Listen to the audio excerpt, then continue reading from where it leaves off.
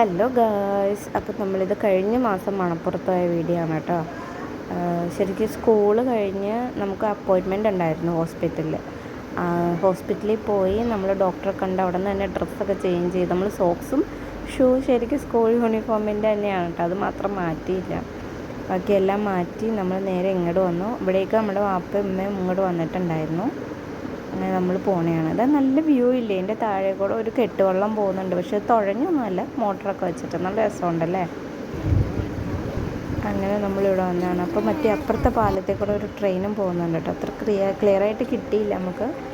ഇവിടെ ഇറങ്ങിക്കഴിഞ്ഞ് പിന്നെ നമുക്ക് എല്ലാ സാധനവും വേണം, ചെറുതും വലുതുമായ എല്ലാ സാധനവും നമുക്ക് ആവശ്യമാണ്. നമ്മൾ ഓരോ സ്ഥലത്തുനിന്നും വലിച്ചുകൊണ്ട് വന്ന് നല്ല പാടുപെടുന്നുണ്ടാ.